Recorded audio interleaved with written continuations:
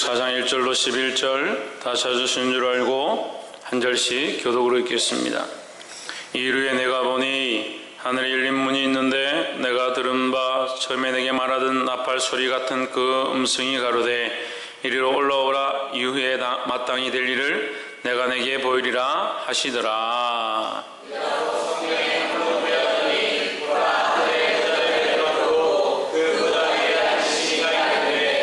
앉으신 이의 모양이 벽옥과 홍보석 같고 또 무지개가 있어 보좌에 둘렸는데 그 모양이 녹보석 같더라.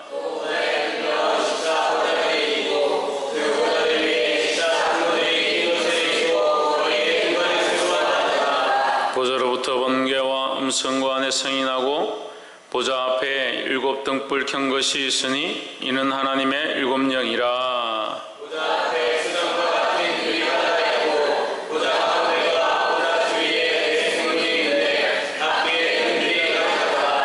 그 첫째 생물은 사자 같고 그 둘째 생물은 송아지 같고 그 셋째 생물은 얼굴이 사람 같고 그 넷째 생물은 날아가는 독수리 같은데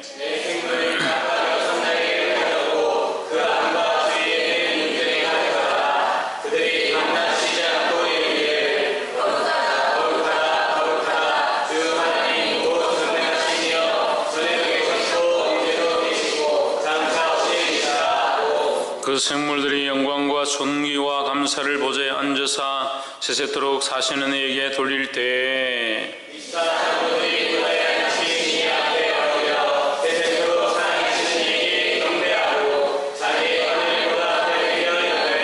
함께 읽읍시다. 우리 주 하나님이여 영광과 존귀와 능력을 받으시는 것이 합당하오니 주께서 만물을 지으신지라 만물이 주의 뜻대로 있었고 또 지으심을 받았나이라 하더라. 아멘. 기도하겠습니다. 거룩하시며 영광과 존귀를 받기에 합당하신 하나님, 부족한 자들의 입술을 열어서 찬양하게 하시며 이 시간을 주님 앞에 돌려드리게 하심을 감사합니다. 하나님 앞에 나와 엎드린 모든 심령의 마음과 생각들을 주님 주장하셔서 하나님의 사람으로 하나님의 마음을 알게 하시고 아버지의 뜻 앞에 복종할 수 있도록 인도하여 주시옵소서. 연약하며 완약하며 세상의 생각대로 쫓아가지 아니하게 하시고 주의 말씀 앞에 섰을 때 성령님 인도하셔서 하나님 원하신 길로 이끌어 주시옵소서. 감사하며 살아계신 예수 그리스도 이름으로 기도하옵나이다. 아멘. 할렐루야. 아멘. 우리 옆에 성령님 합시다. 사랑합니다. 축복합니다. 할렐루야. 네, 우리 말씀의 제목을 한번 읽어봅시다. 시작. 열린 문으로 들어가라. 어디로 들어가라? 열린 문으로 들어가라. 열린 문으로 들어가라는데 들어가리나 들어가라나 뭐 결국 들어갈 거니까 말씀의 제목을 틀리게 썼네요.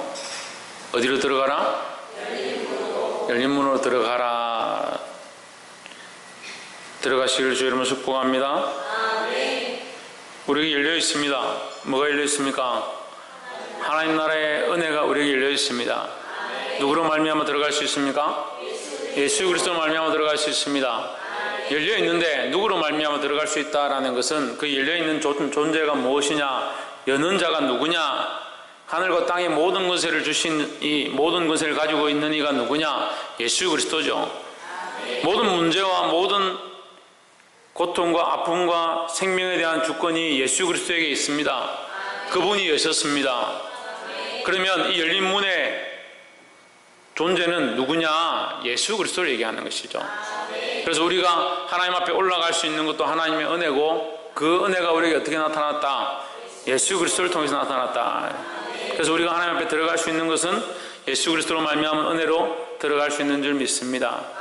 더더욱 다시 뒤집어서 보면 오늘 이 요한계시록 4장을 볼 수 있는 것 또한 하나님의 은혜고 우리가 이 말씀을 통해서 깨달을 수 있는 것도 그리스도로 말미암은 은혜다라는 거죠. 우리가 예수 그리스도로 말미암은 구원의 은혜를 입었기 때문에 오늘 함께 이 말씀을 나눌 수 있고, 이 말씀을 듣는 자가 은혜를 입을 수 있는 것 또한 그리스도로 말미암은 그 피 흘림의 결과요 그 은혜인 줄 믿습니다. 그래서 오늘 이 말씀을 듣는 저와 여러분이 이 거룩한 말씀 앞에 복종하며 하나님의 뜻을 보게 되기를 주의 이름으로 축복합니다. 4장 1절에 이후에 내가 보니 하늘에 열린 문이 있는데 했습니다. 이후라는 것은 앞에 3장 뒤에라는 말이 아니라 이후는 이제 그 다음으로 이어서 이제 문장이 바뀌어지는 모양이죠. 이제 그 다음에 내가 보니 하늘에 열린 문이 있는데 내가 들은 바 처음에 내게 말했던 나팔 소리 같은 그 음성이 이르되, 그 어떤 소리가 나서 지금 사도 요한에게 기록하게 하고 또한 그 소아시아 7교회에 편지를 쓰게 하는 그 음성이 또한 이 사도 요한에게 말하고 있다라는 겁니다. 이르되 이리로 올라오라. 이후에 마땅히 일어날 일들을 내가 내게 보이리라 하시더라 했습니다. 뭘 보인다? 이후에 일어날 일들을 보인다. 이것은 보여지는 것이죠. 그 사도 요한에게 보여지는 것이다. 보인다는 거죠. 보이는 것은 실존과 차이가 있습니다. 그러니까 보이는 것이 왜 실존과 차이 있냐? 그러니까 보는 사람에 따라 다르고 보이는 현상에 따라서 그것을 기록하는데 또 다르기 때문에 결국 또 뭐가 다릅니까? 오늘날 보는 사람들이 다르다라는 거죠. 본 사람이 그것을 보고 기록했는데 자기가 보이는 것을 기록했을 것이고, 기록한 그 글을 또한 우리가 보고 있기 때문에 우리는 뭘 보고 있지 않습니까? 우리는 뭘 보고 있지 않습니까? 그 실존을 보고 있지 않죠. 원래 그들에게 보였던, 이 사도 요한에게 보였던 이 실존을 우리가 보고 있지 않기 때문에 뭐가 생깁니까? 오류가 생기는 겁니다. 그래서 성경을 해석할 때에 그런 많은 문제점들 앞에 봉착하게 됩니다. 하지만 결국 우리는 무엇으로 성경을 해석해야 한다? 성령으로 해석해야 한다. 우리가 할 수 있는 것, 우리가 알 수 있는 것, 성령이 보여주시는 것만 이 말씀을 따라 보아야 된다라는 겁니다. 그래서 자기 생각대로 자기가 임의로 이것을 풀다 보면 넘어지기 쉽다는 거예요. 그래서 우리가 이 말씀의 뜻이 무엇일까, 이게 무슨 말일까라는 것보다 더 중요한 것은 하나님이 이것을 통하여 우리에게 뭘 말하기 원하신다, 하나님이 이것을 통해서 우리 안에 뭘 역사하기 원하신다, 그것을 보는 것이 더 중요하다는 거죠. 할렐루야. 그래서 때로는 한 부분이 우리가 이해가 되지 않고 그럴 수도 있을 겁니다. 요한계시록을 계속 우리 하다 보면 이건 저도 잘 모르겠습니다 하고 제가 이렇게 넘어가는 경우도 있을 겁니다. 하지만 그 한 부분이 중요한 것이 아니라 결국 하나님께서 우리에게 하나님 나라를 준비하셔서, 그 영원한 나라를 준비하셔서 새하늘과 새 땅과 새 예루살렘을 우리에게 주시기 원하신다. 그것이 중요한 것이지, 거기에 뭐 내 생물이 무엇이며 앞뒤로 눈이 있으며 그런 것들이 중요한 건 아니다라는 거죠. 그래서 이것을 잘못 쫓아가다가 이 부분들을 쫓아가다가 이 실제가 아닌 것, 이 글을 쫓아가다가 오류를 자꾸 발생하다가 어디로 가느냐? 딴 데로 돌아가는 사람들이 있다. 그걸 뭐라고 합니까? 그걸 이단이라는 거예요. 그래서 중요한 것은 하나님 앞에 우리가 있는가, 우리가 그 그리스도를 믿고 하나님 앞에 나아가고 있는가, 그게 중요한 것이지, 이게 물론 이 말씀을 통해서 하나님을 더 발견하고 이 말씀을 통해서 부분 우리가 다 깨달아 알게 되면 참 좋겠지요. 하지만 우리는 지금 실존을 보는 것이 아니라 지금 기록되어진 저 있는 글을 보고 있는 것이다 라는 거예요. 그래서 오해하지 않기를 주의 이름으로 축복합니다. 그래서 이 사도 요한에게 하나님께서 보여주셨다. 무엇을 통해서? 열린 문을 통해서 들어가서 보게 하셨다라는 거죠. 그럼 결국 우리는 이 말씀을 무엇으로 보아야 합니까? 예수 그리스도의 은혜로 보아야 한다는 거죠. 내 눈으로 보려고 하지 말고 예수 그리스도의 은혜를 통해서 보고, 무엇의 인도함을 받아서? 성령의 인도함을 받아서 보아야 한다는 거예요. 할렐루야. 옆에 사람 보시죠. 성령의 인도함을 따라 말씀을 들읍시다. 2절에 4장 2절에 보시면 내가 곧 성령에 감동하였더니 했습니다. 그럼 이렇게 나오죠. 결국 우리에게 뭐가 필요한가? 뒤에 물론 이 뜻이 무엇이며 24장로가 뭐며 금면류관이 무엇이며 홍보석이 뭐며 홍만호가 뭔지 이것도 중요하겠지만 더 중요한 것은 성령에 이끌려야 한다. 성령에 이끌려야 한다. 성령의 감동함이 없이 억지로 풀려고 하지 마라. 억지로 자기 생각대로 이게 옳다 저게 옳다 이게 뭘까 찾아가 뒤져가지고 그렇게 한들 큰 도움이 안 된다는 거예요. 성령의 이끌림을 받는 저와 여러분 되기를 주의 이름으로 축복합니다.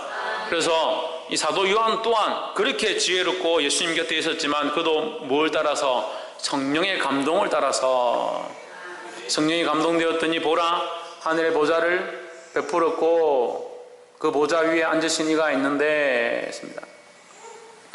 보좌가 있습니다. 하늘의 보좌가 있습니다. 보좌는 우리가 하늘의 보좌 하면은 가장 중요하게 생각해야 될 게 누구의 보좌입니까?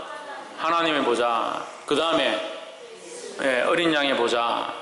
그 다음에 그 다음에는 24장로의 보좌 이렇게 연결됩니다. 본문에 그렇게 나와 있어요. 하늘의 보좌를 베풀었고 그 보좌 위에 앉으신 이가 있는데 하나님이죠. 3절 앉으신 이의 모양이 벽옥과 홍보석 같고 또 무지개가 있어 보좌에 둘렀는데 그 모양이 녹보석 같더라 했습니다. 벽옥과 홍보석과 녹보석이 같더라. 우리가 하나님 보석과 같이 찬란하고 빛나신다. 우리가 뭐 여기서 벽옥이 뭐고 홍보석이 뭐고 그 보석의 의미, 벽옥의 뜻이 뭐다. 벽옥의 보석의 말은 이런 것이다. 물론 그렇게 찾아볼 수 있죠. 정결함이고 순결함이고 그렇지만 그것은 우리가 다 알고 있는 하나님은 정결하시고 완전하신 분이다. 다 알고 있는 거죠. 근데 그 벽옥이 뭐냐 홍보석이 뭐냐 별로 안 중요합니다. 오히려 여기에 또 무지개가 있어 이 말씀에 보석이 나오다가 갑자기 보석과 같지 않은 특이한 부분이 나오는 거예요. 보좌가 있는데 보좌에 앉으신 이가 있는데 그 모습이 벽옥과 같고 홍보석과 같고 녹보석과 같더라. 그런데 갑자기 그 보석과 같지 않은 다른 말이 나옵니다. 무지개가 나오죠. 무지개가 둘렀다. 그 보좌에는 무지개가 둘렀다. 무지개를 왜 둘렀을까요? 우리 성경에 무지개 하면 뭐가 생각납니까?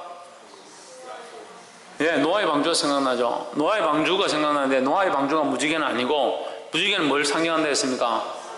하나님의 언약이라 말했습니다. 그래서 무지개는 하나님의 언약을 얘기하죠. 이 보좌에 무지개가 둘렀다는 것은 하나님의 거하시는 하나님이 임재하신 곳에는 뭐가 항상 있다? 언약이 있다. 언약이. 그래서 이 언약을 가지고 하나님은 뭘 하신다? 두 가지를 하시죠. 언약을 가지고 뭐 하겠습니까? 심판하고 또 심판하고 이 무지개를 가지고 이 언약을 가지고 심판하고 구원하시고 두 가지를 하시겠죠. 그게 언약이죠. 네가 이 말씀을 지키면 영원히 살 것이고 지키지 않으면 정령 죽으리라. 이 두 가지가 심판과 구원이죠. 이 무지개는 언약을 가리킵니다. 언약. 나의 백성을 내가 다시는 물로 심판하지 아니할 것이다.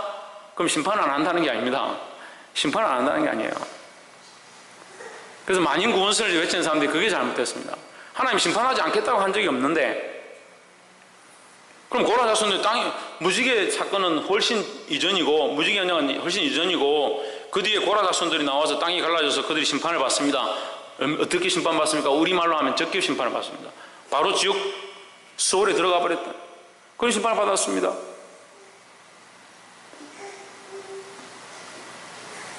근데 심판이 없다. 천만의 말씀. 하나님 심판은 없다 말씀하지 않았습니다. 내가 다시 물로 심판하지 않겠다. 하나님 그 마음 아파하시는 거죠. 하나님 심판하시는 걸 기뻐하시는 게 아니라 하나님께서는 이 우리가 창세기부터 계속 이 요한계시록까지 계속 보고 있지만 하나님 심판을 절개하시는 분이 아니다는 거예요. 어제도 신명기 6장을 통해서 봤습니다. 하나님은 우리를 못나고 작고 연약한 존재이지만 너희가 다른 나라에 비해서 훨씬 작고 연약하지만 내가 너희를 택한 것은 다른 이유가 아니다라고 말씀하십니다. 무슨 이유라 했습니까?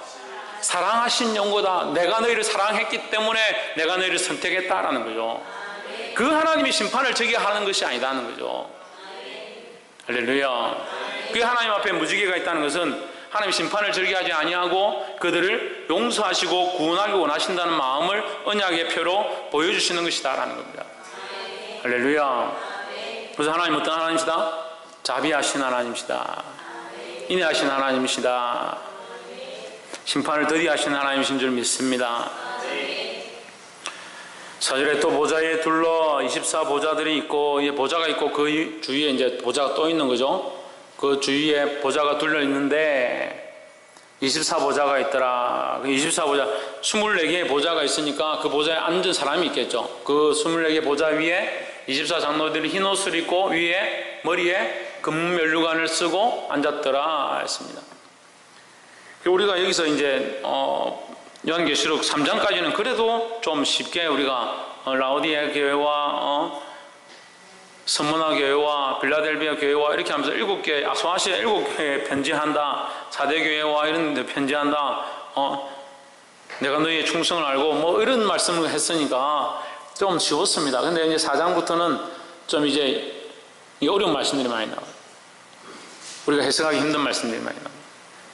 근데 요한계시록을 우리가 풀어나가는데 제가 될 수 있는 한 신학적인 관점에서 지금 한국 교회에서 전통 신학들이 말하는 것을 분명히 여러분에게 말씀을 드릴 겁니다.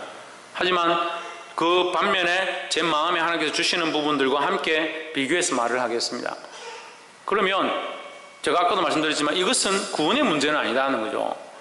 이것 때문에 넘어지지 말라는 겁니다. 중요한 것은 우리가 하나님 앞에 예수 그리스도를 믿고 그 앞에 나와 있다는 게 중요한 것이지, 이 어떤 단어 하나하나가 무엇이다 그게 별로 안 중요합니다. 실제로 지금 아직도 요한계시록은 신학자들 사이에 분쟁의 거리고 정확한 결정들이 되지 못한, 분석들이 되지 못한 그런 중에 있습니다. 24보좌에 24장로가 있다. 또 여기 이제 또 우리가 보아야 될 문제가 내생물이 있습니다. 6절에 보면 보좌 앞에 수준과 같은 유리바다가 있고 보좌 가운데와 보좌 주위에 내생물이 있는데 앞뒤에 눈이 가득하더라 했습니다. 여기 내생물이 나오고 위에는 24장로가 나옵니다. 먼저 이 내생물과 24장로에 대해서 우리가 정리를 해야만 이 본문을 풀이할 수 있습니다. 지금 신학적인 측면에서 크게 이렇게 봅니다. 내생물은 모든 피조물의 대표다 이렇게 봅니다. 왜냐하면 이 내생물이 7절에 보면 첫째는 사자고, 둘째는 송아지 같고, 셋째는 얼굴이 사람 같고, 넷째는 날아가는 독수리 같고, 이렇게 해서 모든 생물의 대표를, 피조물의 대표를 기록한 것이다. 그래서 이것은 어떤 실존이 아니라 모든 생물, 피조물의 대표를 형상화해서 기록한 것이다 라고 보는 견해가 가장 많이 있습니다. 근데 저는 이 부분을 조금 그렇게 보고 싶지는 않습니다. 제가 보는 마음은 예수께서 1장 말씀에 보면 내생물이 나옵니다. 거기 나오는 내생물과 거의 지금 표현하는 것들이 거의 흡사합니다. 흡사하고 앞뒤로 또 그 날개와 그 주위에 눈이 가득하다. 그리고 날개가 6개다. 에스겔서 1장에도 여러분 에스겔서 1장 7절인데 여러분 나중에 집에 가면 한번 찾아보십시오. 제가 에스겔서 할 때에 분명히 이것에 대해서 말씀드렸습니다. 근데 에스겔서 1장은 어떻게 해석하냐면 서랍이다, 천사다라고 해석을 합니다. 그런데 요한계시록 4장은 이것은 피조물의 대표다라고 해석을 하는데 제가 볼 때는 에스겔서 1장과 같이 해석하는 것이 더 타당할 것으로 보입니다. 별로 중요하지는 않습니다. 이것을 피조물의 대표로 보든 서랍의 천사들의 모양이다라고 천사들의 모양으로 대표해서 기록한 것이다라고 본들 큰 차이는 없습니다. 근데 제가 볼 때는 이것을 천사들 중에 한 부분이다라고 보는 것이 옳다라고 생각이 됩니다. 땅을 다스리고 이 세상의 모든 흘러가는 일들을 관할하고 그것을 보고 있는 이 천사들의 눈. 그래서 6절 후반절에 보면 내생물이 있는데 앞뒤에 눈이 가득하더라. 그들이 민첩하고 지혜롭고 충성되고, 사자는 뭡니까? 용맹하고, 송아지는 충성되고, 사람은 지혜롭고, 독수리는 민첩하다는 뜻을 가지고 있습니다. 그렇게 해석을 하죠. 그 그렇게 해석을 해서 이 생물들이, 이 땅에 있는 그런 생물들이 그렇다, 그래서 모든 피조물들이 하나님 찬양한다, 이렇게 주로 해석을 합니다. 근데 제가 볼 때는 오히려 천사들 가운데 하나님의 종으로 쓰임 받는 자들, 그 하나님의 영적인 도움을 하나님 앞에서 하나님의 그 종으로 쓰임 받는 자들이 이런 모양을 가지고 하나님 앞에 충성되고 지혜롭고 민첩하게 일한다, 이렇게 해석하는 것이 오히려 타당하지 않나 생각됩니다. 그러면 이제 24장로가 다시 우리가 해석하게 되죠. 4절에 왜 제가 천사들을 먼저 생물들을 해석했냐면, 24장로를, 그러니까 이 네 생물을 피조물의 대표라고 표현하고 24장로를 천사들이다, 이렇게 해석을 합니다. 그러니까 지금 그렇게 해석하는 게 주류인데, 제가 볼 때는 이제 거꾸로 보는 것이 옳다라고 생각돼요. 그래서 네 생물은 천사들이고 24장로는 신약과 구약의 성도들의 대표다라고 생각을 합니다. 그래서 12지파니까 구약의 이스라엘 지파, 구약은 이제 이스라엘 지파에 대한 성경이니까 이스라엘 지파 12지파로 말미암은 모든 백성들이니까, 그 12지파로 말미암은 모든 백성들이니까 그 안에 대표되어지는 12지파, 그럼 이스라엘 자손을 다 말하는 것이죠. 오늘날 이 시대는 신약시대의 연속이죠. 12제자를 통해서 그 복음이 전파되어지고, 오늘 우리가 그렇게 사도행전 우리가 할 때 그랬잖아요. 사도행전이 끝난 것이 아니라 계속 지금 복음을 받은 자들이 이 복음을 들고 전파하고 있는 중에 있다라고 했죠. 그게 누가 이 복음의 시작입니까? 예수 그리스도가 복음의 시작이고, 예수 그리스도 말미암아 12제자를 통해서 복음이 전해지죠. 그래서 구약의 12지파와 신약의 12사도, 그렇게 하면 그 12사도로 말미암은 영적 백성들, 12지파를 말미암은 이스라엘 백성 족속들, 그죠? 12지파로 말미암은 이스라엘 모든 백성들, 그들의 대표 12지파, 그죠? 12제자로 말미암은 이 땅 가운데 지금 전파되어진 모든 복음의 씨앗들, 모든 백성들, 모든 민족들을 오고 오는 세대 가운데 전파되어질 모든 그리스도를 믿는 자들, 이렇게 포함이 되는 거죠. 그래서 우리가 피로 말미암은 아브라함의 혈통이 아니라 예수 그리스도로 말미암은 아브라함의 혈통이 되는 거죠. 그러니까 12지파와 우리와 무슨 관계가 있는가? 아무 관계 없죠. 하지만 우리 안에 누가 있습니까? 예수 그리스도가 있다는 거예요. 12지파도 12제자도 예수 그리스도를 말미암아 그들이 구원함을 얻었고, 12제자들이 그 복음을 전파함으로 말미암아 온 세계 예수 그리스도를 믿는 자들이 생겨났다는 거죠. 그래서 우리의 주인은 누구다? 예수 그리스도라는 거죠. 그래서 이 12지파와 12제자 안에 우리도 포함될 수 있는 거라는 거예요. 그래서 모든 성도들의 대표다라고 볼 수 있는 겁니다. 그렇게 볼 때에 물론 이것을 천사로도 해석할 수 있겠지만, 그렇게 볼 때에 이 본문이 오히려 더 부드럽게 해석된다고 생각됩니다. 흰 옷을 입고 머리에 검은 멸류관을 쓰고, 이 모습은 장차 성도들이 하나님 나라에 들어가서 얻게 될 모양이라는 거죠. 우리가 흰 옷을 입고 흰 세마포 옷을 입고 하나님과 함께 즐거워하며 검은 멸류관을 쓰고 그리스도와 함께 교제할 그날들을 기대하고 있습니다. 할렐루야. 이것은 천사들이 받을 모양이 아니죠. 오히려 우리 사랑하는 성도들이, 주님 앞에 충성된 자들이, 순교의 피 흘림을 가진 자들이 받게 될 모양에 가깝다라는 거죠. 4장 5절, 보좌로부터 번개와 음성과 내성이 나고 보좌 앞에 7 등불 켠 것이 있으니 했습니다. 보좌로부터 번개와 음성과 우레소리가 나고 있습니다. 번개와 음성과 우레소리는 우리가 지금 구약을 이미 하고 있기 때문에 기도회 가운데 나오시는 분들은 알고 있겠지만, 출애굽기 레위기를 통해서 번개와 뇌성과 우레소리가 나는 것은 어떤 할 때 납니까? 하나님의 임재가 있을 때에, 하나님께서 임하셔서 그들 가운데 말씀하실 때에 백성들이 그 가까이 갈 수 없도록 하나님께서 번개와 우레와 뇌성을 발하셨다라고 하고 있습니다. 그 백성들은 이 번개 소리만 듣는 거예요. 번개 소리 같은 것만 듣는 거죠. 신약시대 때도 예수님께서 오셨을 때, 예수님께서 변화산에 올라가서 그 모습이 변화될 때에 그 제자들은 보지 못하는 겁니다. 보지 못하지만 뭘 듣습니까? 하나님의 음성을 듣습니다. 번개 소리 같은 하나님의 음성을 듣습니다. 이는 내 사랑하는 아들이요 내 기뻐하는 자라 너희는 그의 말을 들을지니라.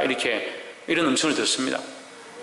그 번개와 음성과 우리의 소리는 누구를 상징하는 겁니까? 하나님의 임재를 상징하는 거죠. 그 보좌에는 누가 있다? 하나님이 계시다라는 거죠.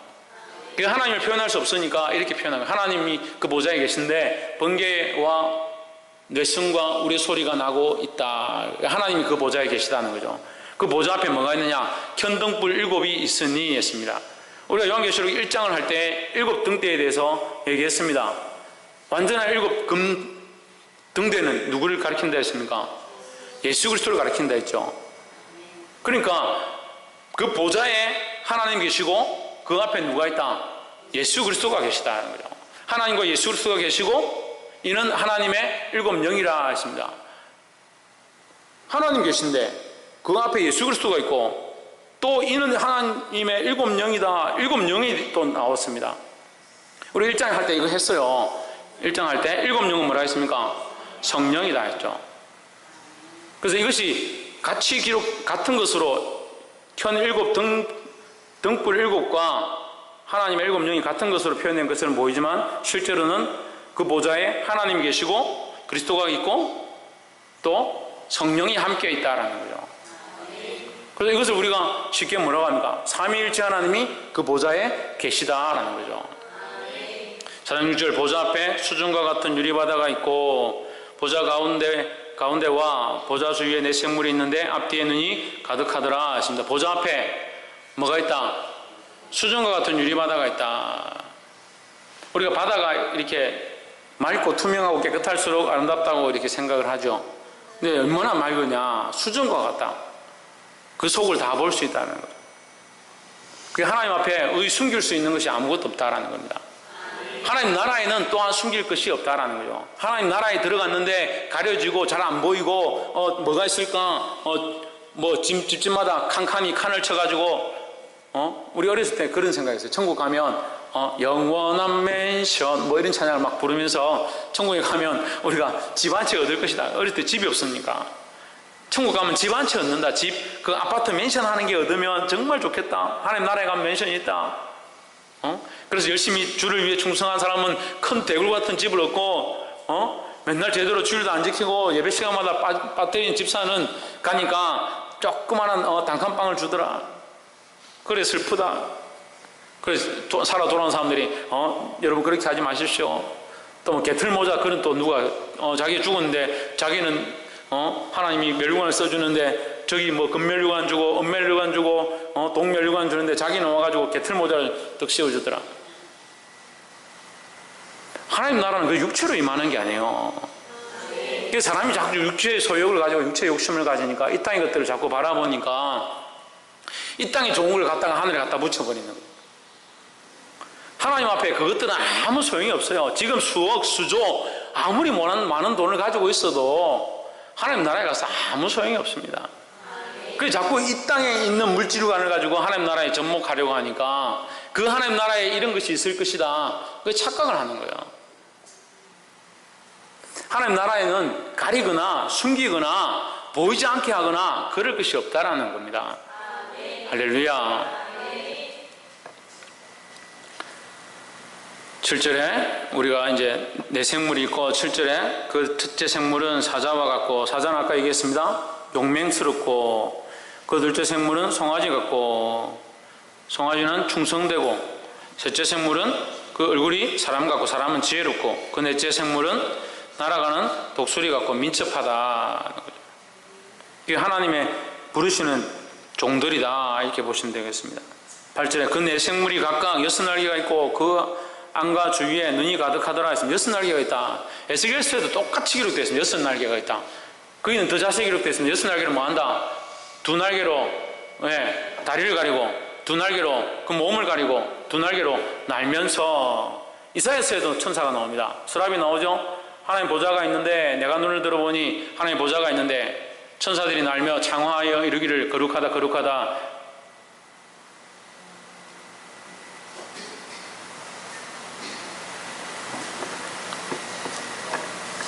그 천사들이 어떻게 합니까?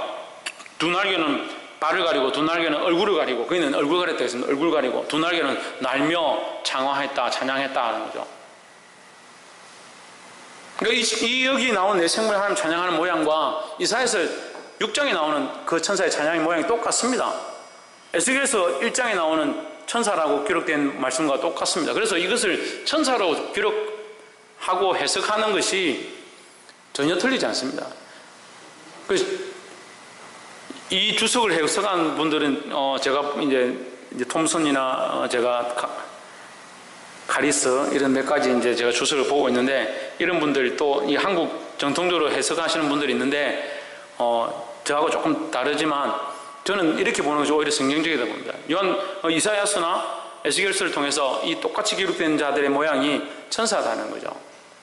그러니까 하나님 부리시는 종, 그들이 날면서 뭘 하느냐? 발을 가리고 몸을 가리고. 왜 가립니까? 왜 가립니까? 거룩하신 하나님 앞에 자기를 드러내기 부끄러우니까 자기를 가리고, 그 하나님 앞에 감히 거기를 들 수 없고, 그래서 하나님을 찬양하는 겁니다. 날면서. 그래서 날면서 찬양하죠. 8절에 내 생물은 각각 6날개를 가졌고 그 안과 주위에는 눈들이 가득하더라. 눈이 있어서 뭐합니까? 눈들은 보는 겁니다. 보는 거. 그러니까 하나님이 부리시는 종들은 이 세상 가운데 가득하여서 날면서 뭐 하느냐? 우리를 살피고 있다. 우리를 어떻게 돕고 우리 가운데 어떤 일이 있는가 우리를 보고 있다는 거죠. 가득하더라. 그들이 밤낮 쉬지 않고 이르기를 거룩하다 거룩하다 거룩하다 주 하나님 곧 전능하신 이여 전에도 계셨고 이제도 계시고 장차 오실 이시라 하고 있습니다. 여기 우리가 주목해야 봐야 될 모습이 있는데, 찬양하는 자의 모양이 있습니다. 찬양 인도자들은 잘 보십시오. 또 우리는 또한 하나님 찬양하기 위해 만들어진 자들이다. 옆에 사람 보시고, 우리는 하나님을 찬양하도록 창조된 자입니다. 할렐루야. 찬양하는 자들은 먼저 어떻게 찬양해야 되냐? 첫 번째, 밤낮 쉬지 않고 찬양하는 자들의 기본 자세는 밤낮 쉬지 않고 찬양하는 거예요. 그러니까 깨어있을 때나 자리에 누웠을 때나 이 세상 가운데 직장 가운데 행할 때나 어떠한 상황 가운데서도 하나님을 찬양하기를 힘써야 된다는 거예요. 홍채는 뭐 해야 된다고? 하나님 찬양하는 것은 내가 입술로 하나님을 찬양합니다, 노래를 불러서 하나님을 찬양합니다, 이런 것으로 찬양한다는 의미가 아닙니다.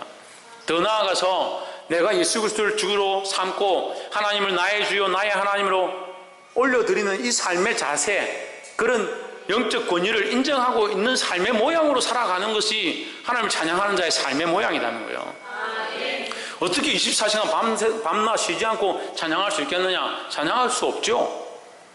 자야 되고 밥도 먹어야 밥 먹으면서 어떻게 이렇게 할 수 있겠습니까? 안 되죠. 어떻게 찬양하는 겁니까? 나의 주권을 하나님께 드리는 거예요. 먹는 것도 주를 위하여, 입는 것도 주를 위하여, 사는 것도 주를 위하여, 직장 생활하는 것도 주를 위하여. 할렐루야. 이게 밤낮 쉬지 않고 찬양했다. 근데 어떻게 찬양하는데 그들의 찬양의 소리가 뭐냐? 거룩하다 거룩하다 거룩하다 주 하나님 곧 전능하신 이여 했습니다. 거룩하다를 몇 번 합니까? 예, 이사야서 6장에도 3번 합니다. 거룩하다 거룩하다 거룩하다 왜 3번 하느냐? 이거 완전하다는 뜻도 있고, 예, 완전한 거룩함이다, 하나님은 완전히 거룩하신 분이다, 이런 뜻도 있고, 삼위일체죠. 삼위일체. 하나님, 성부 하나님 거룩하십니다, 성자 하나님 거룩하십니다, 성령 하나님 거룩하십니다. 삼위일체 하나님은 온전히 거룩하시다고 인정하는 거예요. 할렐루야. 이게 안 되니까 이단이 생기는 거예요. 예수는 다른 거다, 예수는 뭔가 인성을 많이 가졌고, 이렇게 쪼개버리니까 문제가 되는 거예요. 삼위일체는 쪼갤 수가 없습니다. 할렐루야. 그러니까 하나님은 완전하신 거룩하신 분이라는 거예요. 주 하나님 곧 전능하신 이여 전에도 계셨고 이제도 계시고 장차 오실 이시며 했습니다. 전에도 계셨고 이제도 계시고 장차 오실 이는 우리가 요한계시록 1장에서도 우리가 헷갈렸죠. 두 분이, 그렇죠? 한 분이시죠. 그 두 분이 한 분이시죠. 누굽니까? 하나님과 예수 그리스도죠. 예수 그리스도는 어제나 오늘은 영원토록 동일하시다 했고 하나님도 어제도 계시고 지금도 계시고 장차로 오시리다. 또한 알파와 오메가 되시는 것에 대해서도 똑같이 두 번을 얘기합니다. 하나님 아버지가 알파가 되시고 오메가가 되신다 하셨고 예수 그리스도도 알파가 되시고 처음이가 되시고 나중이 되신다 하셨습니다. 할렐루야. 같다는 모양을 계속 얘기하는 거죠. 한 분이시다는 거죠. 그래서 찬양 가운데는 이 성삼위 하나님을 온전히 찬양해야 된다는 거예요. 9절에 그 내 생물들이 영광과 존귀와 감사를 보좌에 앉아서 세세토록 사시는 이에게 돌릴 때에 그 내 생물들이 보좌에 앉으신 그 하나님 앞에 영광을 돌렸다라는 거죠. 돌릴 때에 그들만 찬양을 하고 있는 것이 아니라 천사들만 찬양하고 있는 것이 아니라 10절에 24장로들이 일어나서 보좌에 앉으신 이 앞에 엎드렸다. 그게 찬양의 두 번째 모양입니다. 찬양은 밤낮 쉬지 않고 해야 되고 두 번째는 뭡니까? 겸손하게 해야 된다. 그래서 은혜는 어떻게 흘러간다? 겸손한 자를 통해서 흘러간다. 특별히 설교하는 사람들은 하나님 앞에 겸손해야 합니다. 겸손해야만 하나님의 은혜가 흘러갑니다. 특별히 기도하는 사람들은 하나님 앞에 겸손해야 합니다. 겸손해야 하나님의 은혜가 기도하는 자를 통해서 흘러갑니다. 찬양하는 자들은 하나님 앞에 특별히 겸손해야 합니다. 겸손할 때 온전히 하나님을 높일 수 있고 그 하나님의 은혜가 그들을 통해서 회중 가운데 흘러가는 줄 믿습니다. 왜 이것이 말라지는가? 왜 이것이 끊어지는가? 자기 안에 교만함들이 있기 때문에. 나는 그렇지 않다고 생각하고 있지만 언제부턴가 하나님을 어제 우리가 신명기 6장 하면서 했습니다. 하나님을 뭐로 생각지 아니하고 주체로 생각지 아니하고 누가 주체가 되어서 내가 주체가 되어서 인생의 주체가 자꾸 데려가는 거죠. 하나님이 그들을 그 종되었던 그 애굽 땅에서 구원하여 내셨는데 구원하신 이가 하나님이신데 그들에게 생명을 연장케 하신 이가 하나님이시고 자유를 주신 이가 하나님이신데 자유를 어떻게 누리냐? 내가 누리는 거죠. 내가 자유를 누리기 시작하니까 주체된 하나님을 잊어버리고 자기가 주체가 되어서 뭘 섬깁니까? 다른 신을 섬기는 거죠. 보게 되기를 주의 이름으로 축복합니다. 24장로들이 보좌에 앉으신 이 앞에 엎드려 겸손해야 된다. 세세토록 살아계시는 이에게 경배하고 자기의 금면류관을 보좌 앞에 드리며 이르되 했습니다. 제가 굉장히 좋아하는 말씀이에요. 이 말씀이 제가 설교할 때 자주 했던 말씀이에요. 여기 나오죠. 요한계시록 4장 10절에 나오는데 그 24장로들이 어떻게 했다고요? 자기의 금면류관을 벗어서 하나님 앞에 드렸다는 거죠. 세속주의 신앙을 가진 사람들은 어떻게 생각하냐면 자기가 이 땅에서 열심히 주를 위해 살고 충성하면 그게 다 자기 공로가 돼서 자기가 다 가져간다.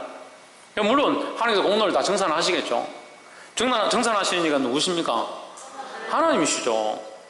하나님 알아서 하시겠죠. 자기가 다 계산해 놓고 내가 집 팔았지, 내가 열심히 했지, 내가 충성했지, 11조 냈지, 주를 지켰지. 자기 정산해가 뭐합니까? 하나님 아셔야지. 하나님 인정하셔야지. 네가 다 드렸는데 네 마음을 드리지 않았구나. 무슨 소용이 있습니까? 그게 착각하는 거예요. 착각하는 거예요. 자기가 자꾸 하나님이 되는 거예요. 자기가 하나님이 돼서 자기가 이만큼 했으니까 하나님이 이만큼 이런 자리를 주실 거고 하나님이 이런 멸류관을 주실 거고 그건 하나님 하실 거죠. 우리 뭐만 하면 됩니까? 우리 충성되게 하나님 이름만 찬양하고 주를 위해 살아가면 되는 거예요. 자꾸 하나님 자리를 올거나요. 그래서 좀 정신없는 목사들이 누구는 구원받는다, 누구는 지옥 간다 그런 소리 합니다. 그 누가 하시는데요? 그 하나님의 권세죠. 그래서 제가 전에도 말씀드렸는데 한국 교회가 자살하면 다 지옥 간다. 자살한 사람들 전부 지옥에 가 있어. 불쌍하다고. 근데 지금 그거 바꿨다 했죠? 그걸 바꿨습니다. 자기 목숨을 끊는 자들이 천국 가기 힘들겠죠. 그럴 가능성이 별로 없겠죠. 하지만 그것 또한 누가 하시냐? 하나님이 하실 거죠. 우리가 됐다 말았다 할 권세가 우리에게 없습니다. 하나님의 영역은 하나님께, 너희가 마땅히 생각할 그 이상의 생각을 품지 말라 했으니까 하나님의 것은 하나님께, 그 우리는 뭐만 하면 됩니까? 우리에게 맡겨진 일 가운데 충성을 다하고, 연약한 자들이 자기 목숨을 끊으려고 할 때 사랑으로 그들을 보듬어 안고 살리는 일들을 열심히 해야지. 죽은 자들 지옥 갔다, 이 사람 천국 갔다, 누가 그런 거 하라고 그랬어요? 성경에 누가 그런 일을 하고 있습니까? 성경에 아무도 그런 일 안 합니다. 우리나라 한국 교회들만 그렇게 하고 있죠. 보게 되기를 주 이름으로 축복합니다. 자기 면류관을 벗어서 하나님 보좌 앞에 내어놓는다. 자기가 평생 살면서 목숨까지 내어놓고 주를 위해 다 드리고 나서 하나님 보좌 앞에 가서 하나님께서 금면류관 주셨는데 이것 또한 하나님의 것입니다. 벗어드릴 수 있는 그런 믿음을 가져야 되는 거예요. 할렐루야. 그래서 오직 영광은 누구만 받으실 수 있다? 하나님께만 돌려야 한다는 거예요. 그래서 교회 머리는 누가 되어야 한다? 예수 그리스도가 되어야죠. 누가 인간이 자꾸 교회 머리가 되려고 하고 통치자가 되려고 하고 정치를 다스리려고 하고 금전적으로 내가 한 걸 많이 냈으니까 내가 교회의 주인이라고 천만의 말씀이에요. 저도 마찬가지예요. 저도 교회의 주인이 되려고 할 때 분명히 저도 망할 겁니다. 하지만 저는 하나님 두려워합니다. 나는 예수 그리스도를 주로 섬기고 있습니다. 할렐루야. 하나님 하실 거예요. 하나님. 그래서 모든 존귀와 영광과 감사와 능력은 하나님께 돌려야 한다라는 겁니다. 11절 우리 하나님이여 영광과 존귀와 능력을 받으시는 것이 합당하오니. 왜? 하나님께서 다 하셨으니까. 하나님께서 구원하셨고 이 일들을 지금 시작하고 있으니까. 자, 요한계시록 4장을 통해서 그가 열린 문으로 통해서 올라가십니다. 하나님 보좌 앞에 갔습니다. 그가 뭘 보기 시작하는가? 하나님을 찬양하는 일들을 보기 시작합니다. 이 내 생물이 찬양하고 이비사 장로가 하나님을 찬양하는 것을 보게 됩니다. 왜 찬양할까요? 물론 그들이 찬양의 이유 가운데 그들을 만드시는 것이 하나님을 찬양하도록 만들었고 그들이 구원받은 것이 하나님의 은혜이기 때문에 하나님을 찬양한 거 맞습니다. 그렇지만 그들이 찬양하는 이유는 또한 하나님께서 행하실 것들이 있기 때문입니다. 그럼 요한계시록 5장부터 뭐가 나온다는 얘기입니까? 하나님께서 행하시는 일들이 예언되어 있다는 거죠.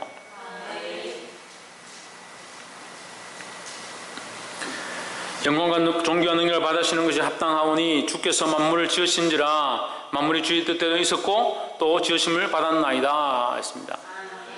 이것은 현재와 과거와 미래가 다 들어있습니다. 그래서 하나님 만물을 지으셨고 그의 뜻대로 있고 앞으로 있게 될 것이다 라는 거죠. 그래서 모든 만물이 하나님 뜻대로 있었고 그들이 범죄하여서 죽게 되었지만 또한 하나님께서 그리스도를 보내셔서 우리에게 구원을 허락하셨고 그 구원의 일들이 장차 이제 일어나게 될 것이다 라는 겁니다. 그래서 하나님 영광과 존귀를 받으시기 합당하다는 거죠. 그래서 하나님은 쉬지도 않고 주무시지도 않고 끝나지도 않았다. 그래서 계속 구원의 일들이 완성되어져 간다라는 겁니다. 그래서 이 요한계시록 5장 이후로 이 말씀들은 하나님께서 이 말세 때 우리 가운데 행하실 일들을 보이고 있는 줄 믿습니다.